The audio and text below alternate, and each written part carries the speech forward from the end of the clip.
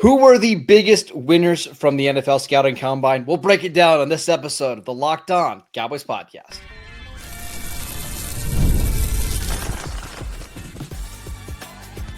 You are Locked On Cowboys, your daily Dallas Cowboys podcast.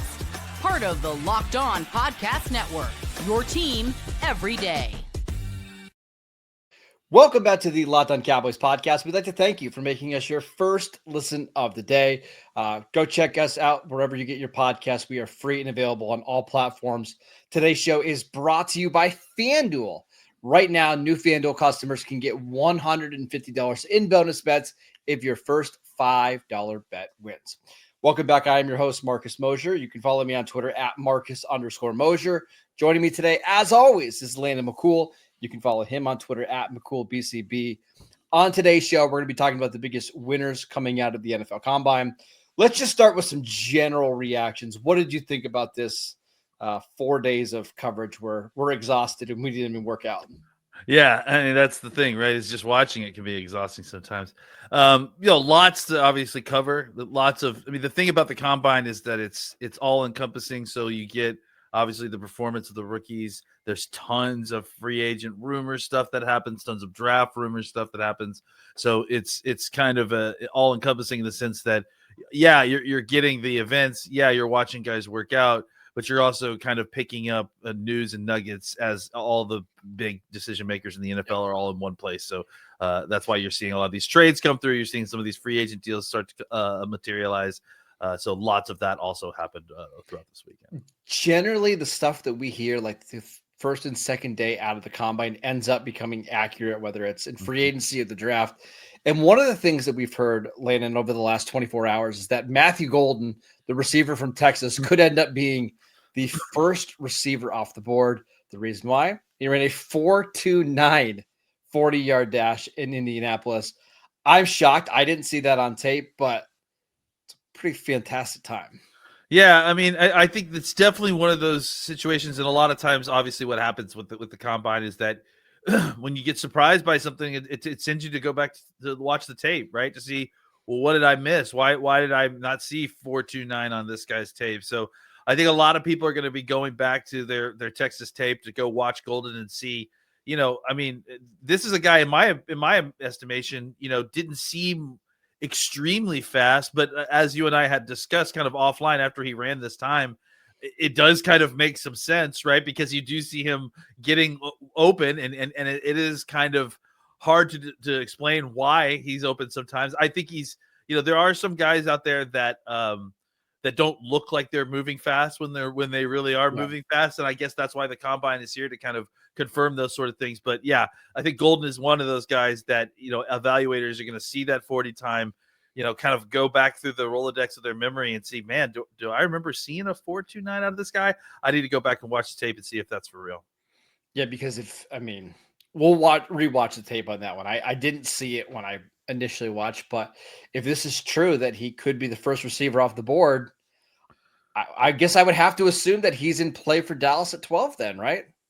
Yeah, you think so? I mean, look, I think the part of the issue here is that I really felt like Tet, had an opportunity. Tet McMillan from Arizona State had an opportunity to really kind of separate himself as wide receiver one. He came into this situation as wide receiver one. It felt like he was really the only guy that most folks were really kind of discussing in that area. I think Luther Burden is one of the other names that's kind of being bandied about there. I mean, obviously Hunter is in this conversation, but he's kind of off in his own conversation, right?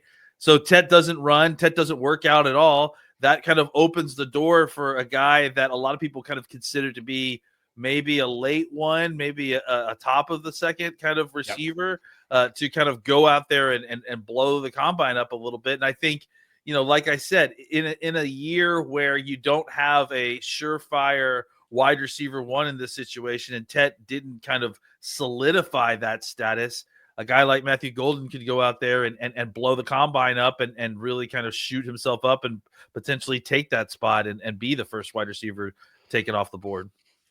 we could talk about receivers, but I also just wanted to jump around to a couple different Yeah. positions. Defensive backs, we didn't have Will Johnson worked out. I would like to see him work out. Measured him with very small arms, which I do wonder if that's just going to take him off the draft board for the Cowboys. The Cowboys have not drafted a corner with sub 31-inch arms since Chidobe Awuzie back in 2017, and I believe Will Johnson came in right at 30. So that one's interesting to me. But the other one I wanted to ask your thoughts on. It seems like there's a lot of discussion about who's the first safety off the board. Malachi Starks has been somebody who has been mocked inside the top 12 picks for months now. He's starting to fall a little bit, but Nick Imawari, make sure I get that right. Imawari, from South Carolina, had an unbelievable combine performance, landing 6'3", 220 pounds, 4.38 40-yard dash, 1.49 10-yard split, which is wild. That's nuts at 225, man. 11.6 broad jump. I don't know if the Cowboys would take it, but it seems like that's a guy that we need to start putting in the top 20 of our mocks. Yeah, it's an interesting question, right? Like I've thought that too, just watching him going, is he the kind of guy, is this a guy that would fit in sort of an Eberflus defense, right? Because, you do see similar types of defenses that come from that tree that do use that type of big bodied box safety. It could be kind of a tight end eraser, that sort of thing. So you do see that a little bit. But it isn't for sure. And I do think that you look at what he was able to do at the combine. I think most folks expected him to kind of go in there and be an athletic freak. I mean, the thing is, you turn on the tape and you see a lot of it too. Like he makes plays. He's a good football player. You're not just drafting an athlete. Yeah, absolutely. So I do think that it did present an interesting kind of dichotomy between him and Malachi Starks, who seems to be more of the traditional back end free safety type. So yeah, I think if the Cowboys are interested in playing with a type of player like this, he is the kind of prototype for that down safety. I mean, obviously the reason that you keep seeing Derwin James comparisons is because I just don't know that there's any other kind of athlete that compares to what he did at the combine. So there is one, but Taylor Mays, is that what it is? No, well, that's a good one. This is a deep cut for me. Obi Melifonwu, but coming out of UConn. But Melifonwu just wasn't a very good player. You were drafting the athlete. I think Nick is a much, much better player. And I know Cowboy fans are probably wondering, why are we talking about a safety with pick 12?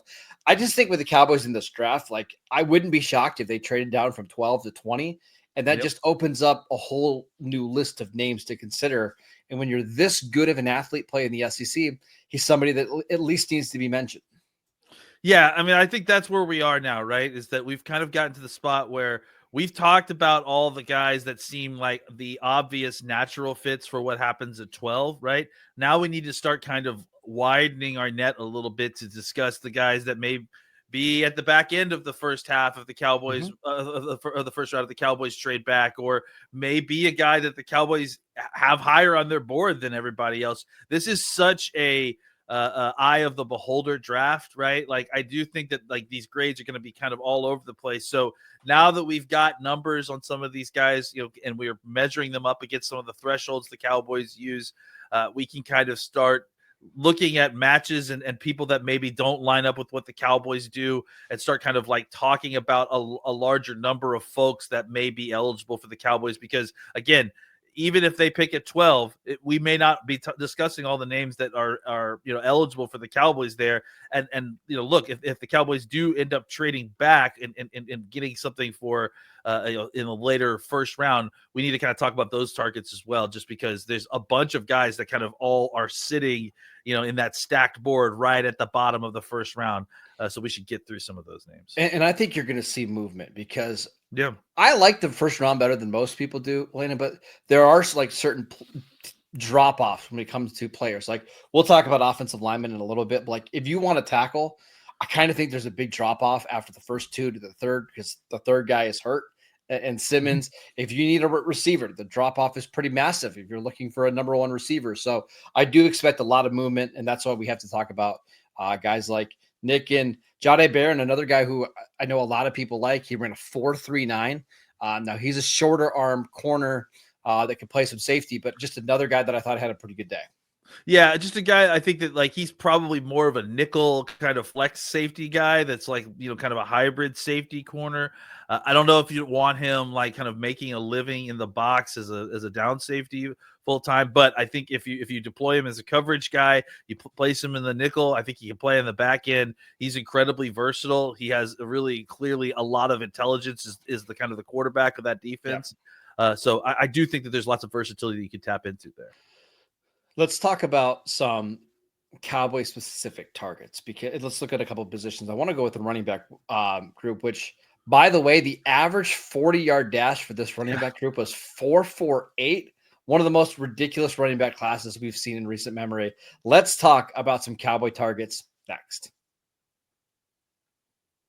This episode is brought to you by FanDuel. When the game tips off, the NBA action is just getting started, and there's no better place to get in on the action than FanDuel, America's #1 sportsbook. With FanDuel, you can place live bets throughout the game, so even if you miss the opening tip-off or you just want to bet on a fourth quarter comeback, you can stay in on the action. And if you're looking for a bigger payout, you can even combine your live bets into a same-game parlay. I love using FanDuel's live betting feature because it keeps every moment of the game exciting. Whether I'm backing my favorite team for a late game rally or just picking a player to hit a clutch three, I feel like I never miss my chance to bet on the NBA. Plus, the app is easy to use, and when you win, you get paid instantly. Right now, new FanDuel customers can get $150 in bonus bets if your first $5 bet wins. Just visit FanDuel.com to join today. That is FanDuel.com for your shot at $150 in bonus bets, and make every moment more with FanDuel, the official sports betting partner of the NBA. Welcome back to the Locked On Cowboys podcast. We'd like to thank you for making us your first listen of the day. Landon, let's talk about running backs, because this was a really good day from the running backs. Who stood out the most to you? I mean, who didn't? I honestly, I think that they all really kind of, the ones who worked out really kind of stood out. And obviously we kind of have to start there. We didn't get any Genty and really on anything, which I was a little bit disappointed in, but not super surprised. Like, I mean, I think that's, just where we are at today's combine situation.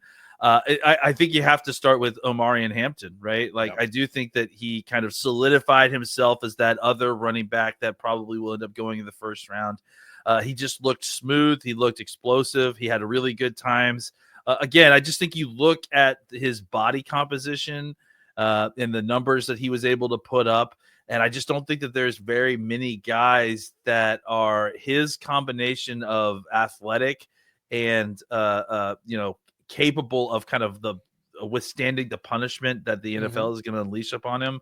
You just look at him, and he looks oversized in all these areas in the sense that you feel like he's got a lot of armor. He's gonna be able to take on all the hits that kind of come in the season. So I think just with a very solid workout, a lot of these other guys ran fast for sure. And we're going to talk about the incredible explosion of this class. But I think he was the one guy that, came into the situation vying to be a #1 pick. Solidified that with really great testing. And again, just being who he is and testing the way he does kind of just shows you, hey, there are a lot of great backs in this class, but there may not be others that are my combination of explosive and big the way I am.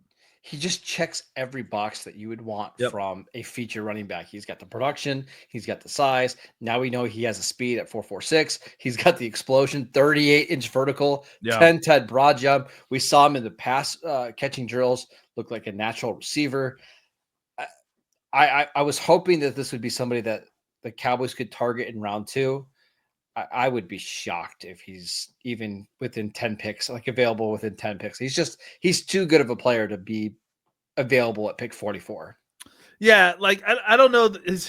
He's a guy that like, I don't get like super excited about. Right. But I think that you said it, like he checks all the boxes, and the fact that he's, doing all this with his kind of build, and that you feel like, he could do this for 15, 16, 17 games without, losing steam. And I think that's obviously the most important part, is that, there are a lot of these other guys who I feel like test well and that you like a lot, but you're likely going to need to draft them and then get another running back on top of that.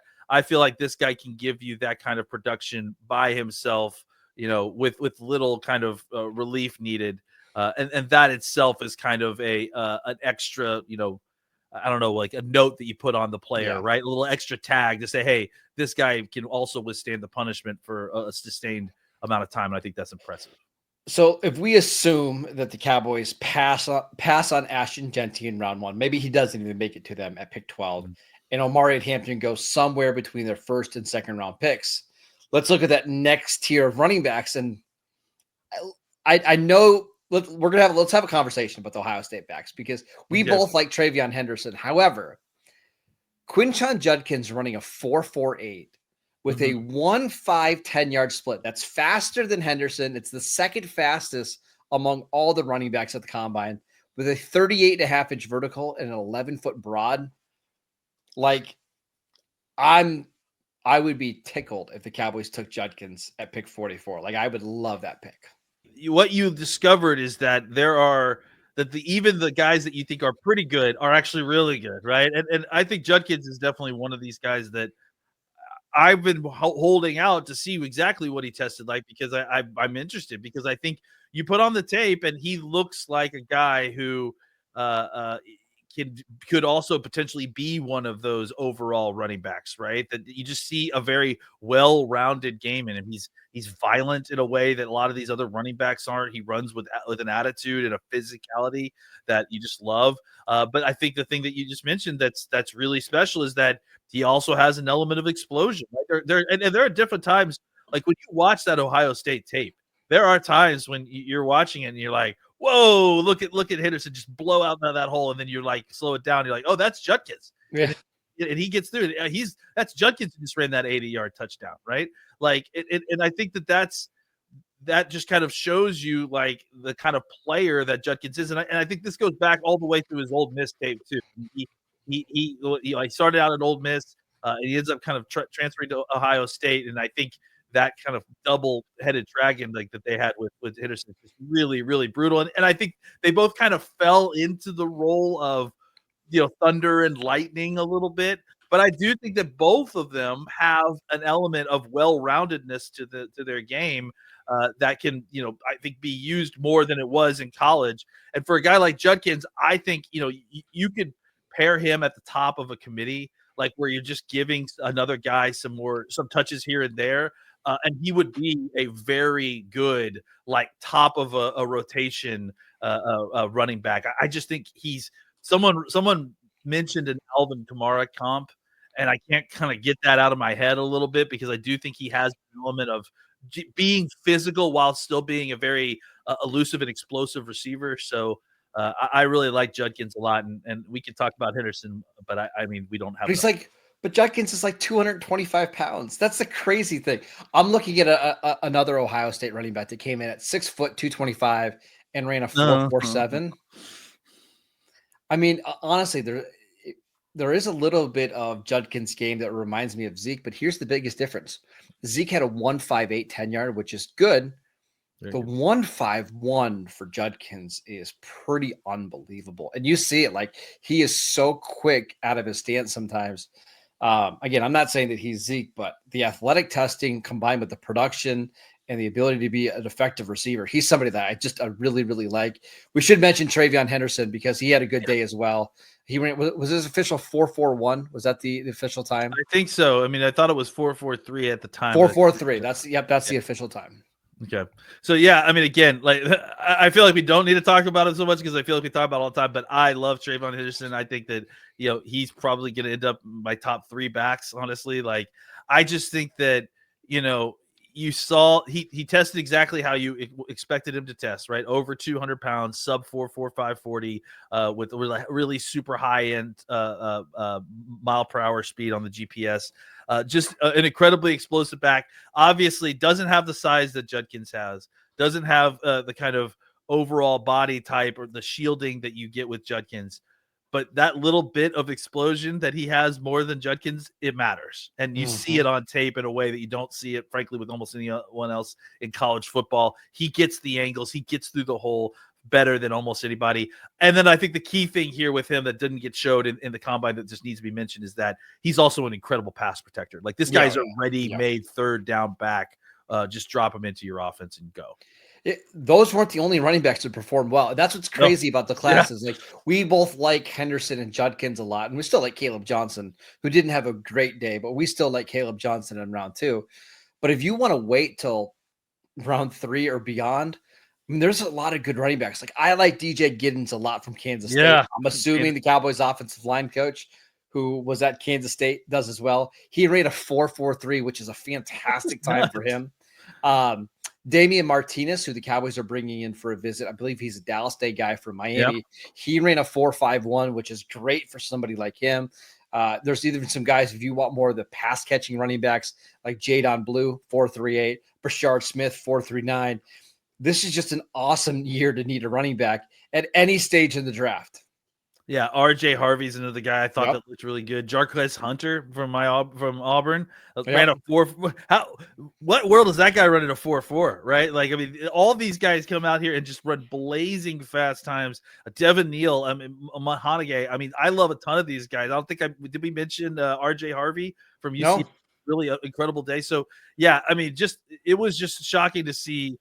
You know, it's like the second day started, and then they get out there, and it's like boom 4.4, boom 4.4. It's just like the running came out to work and really, really impressed. Yeah, even Baishal Tootin from Virginia Tech, if you want a guy on day 3 with speed, 4.32. The jumps were incredible. I think he's going to be in that 4th, 5th, 6th round range. But if you want explosiveness, he's got it. So again, great year to need a running back. But let's talk about some round 1 offensive linemen, because I still think that's a possibility for Dallas at pick number 12. We will get to that next.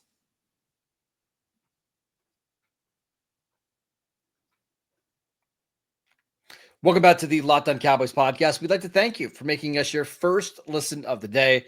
For your second listen, check out the Locked On NFL Draft Show with Damian Parson and Keith Sanchez.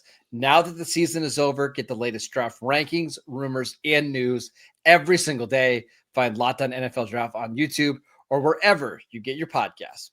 All right, Lane, let's talk about some offensive linemen. You know what we love talking about offensive linemen. And I want to start with Armand Menbu, who we talked about in a recent episode here in the Locked On Cowboys podcast, a 4.91 40-yard dash at 332 pounds. And then today, Lane, I don't know if you saw this, he had the second most reps on the bench press, 31. Wow. So you're getting a guy that had a 34-inch vertical, a fantastic 40-yard dash. The tape is really good. The length is okay, 33.5-inch arms. How is this guy not like a consensus top 10 pick? I mean, I think he is. I think what we're finding out is that he's catching up, that he's going to catch up, right? I think inside the NFL halls, he probably is, right? Like, I mean, he's 20 years old on top of all of those things that you mentioned, right? Like he's probably the best athlete, you know, had some of the most impressive numbers. And on top of that, maybe if he's not the youngest, I think he's probably the second or third youngest. He's incredibly young. So, yeah, I mean, I don't imagine that he's actually going to make it to the Cowboys at 12. And if he does, I think he would be an incredible pick for the Cowboys, simply because you could draft him and then start him at right guard right immediately. And then if you don't like what you see from Terrence Steele over a period of time, there's no reason you couldn't just kick him out to be your right tackle moving forward at that point. So, I think Menbu is a guy that really kind of, you know, was expected to come in here and really blow this whole thing up and the offensive line workouts. And he didn't disappoint. And if anything, he may have found a way to kind of vault himself above some of his more kind of, in the media at least, highly rated peers and potentially put himself in the conversation for offensive lineman 1. I think his best comp is like Penei Sewell. When you're looking at somebody like that's that athletic, that young, he was that dominant early on in his college career. Those guys just don't last very long. And I know that Missouri has some weird splits and everything is so close, but like that's the type of guy that you gamble on inside the top 10 because the traits are so rare. What about Will Campbell, Landon? Because I think a lot of people had him as offensive tackle 1 going into the combine. 6'6", 320 pounds, 32 and 5/8 inch arms, which is small. The good thing for Campbell is 4.98 40-yard dash. The vertical Yep. jump was good. The broad jump was good. I believe, according to Raz, he tested in like the 98th percentile.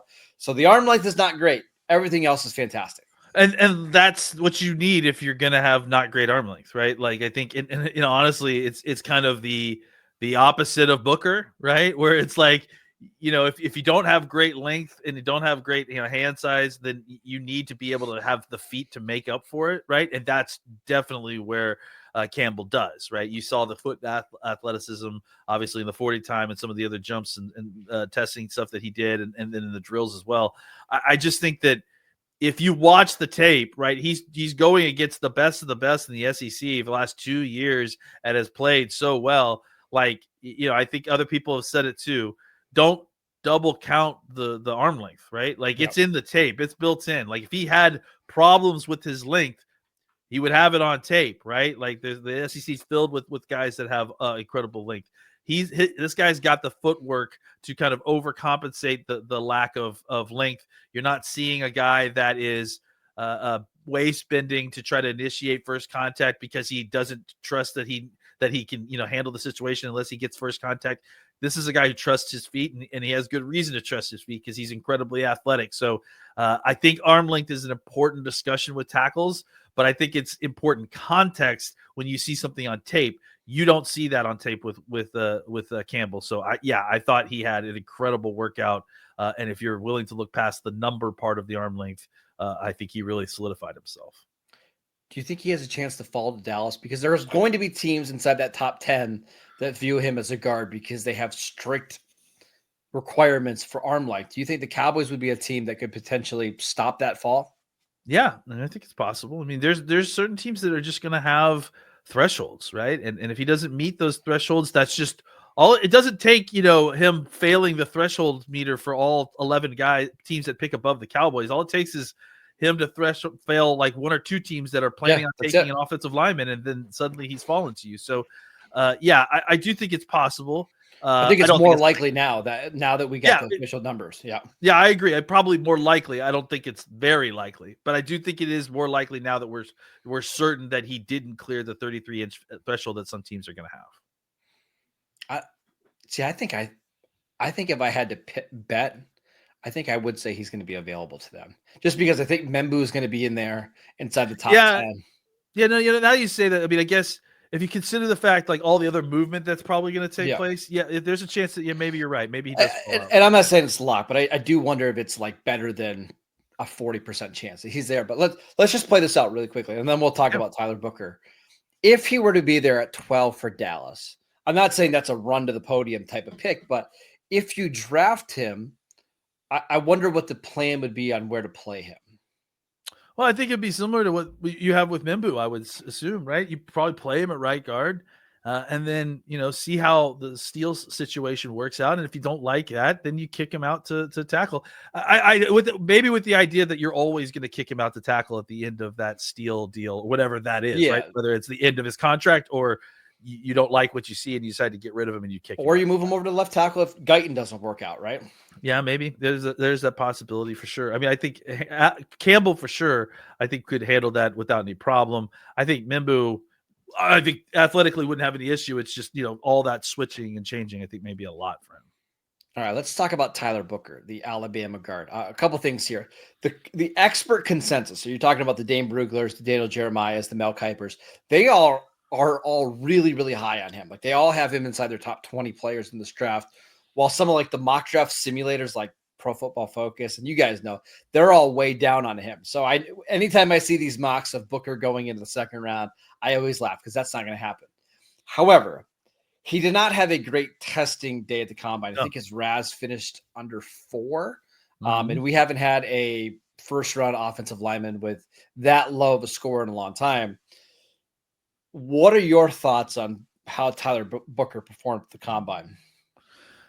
I mean, I think he performed well. I think, the passing the testing part of this is not something he was ever going to be great at. And I think that as we start to turn back towards more of a run-centric type offensive NFL, or at least more running, right? I think you're going to start seeing more and more of these offensive linemen come back into to play, right? Like I think this is a thing that early on in the RAS testing, you saw some of this, right? Where like guys that didn't look great, like in the grading part of the athletic testing, but could play football because, it's hard to athletically measure, the ability to physically move somebody against their will. I think that as the passing game, proliferated and everything, you saw more and more athletic tackles. But I think Booker is a guy who's more of an old school throwback guard, right? Like you don't need him to run 40 yards. You just need him to kind of get around the corner and be physical. I think, we talked about it with Campbell. There's a spectrum, right, of like arm length versus athleticism. And Booker's on the other end of that spectrum. You're not asking him to play tackle very often. You're asking him to play guard. And I think with the level of athleticism he has, and look, despite the testing numbers not looking good, he looked really, really good in field work. Like that's where he does look good. So he looks smooth. So I give me the big body guy with long arms and huge hands that I've seen on tape moving SEC defenders against their will regularly. I'll ignore some of the 40-yard and 10-yard stuff because I know what he can do on tape. What was it, 11-inch hands? I don't have the arm length in front of me. 34 and a half, I think, was the arm length, if I'm not mistaken. Which is great for a guard. I mean, you got long arms with big hands, and he's just a big guy. Again, I don't know if he's an option at 12 for Dallas because I just don't think they're going to value I don't want to say he's guard only, but probably in the NFL, right? But again, I think that's somebody that's going to go somewhere inside the top 25. And if the Cowboys are just looking to get physical and beefier on the offensive line, it is kind of fun to imagine an offensive line of Tyler Smith, Cooper Beebe, and Tyler Booker all right next to each other. Yeah, bodies, some furniture is going to move in this place, as they say. Yeah, for sure. All right, that is it for today's show. We want to thank you for making Locked On Cowboys your first listen every single day. Check out the channel on YouTube, download the podcast, wherever you get your podcasts. We are free and available on all platforms. Follow Landon on Twitter at McCoolBCB. I'm at Marcus _Mosier, and we'll see you right back here on Tuesday.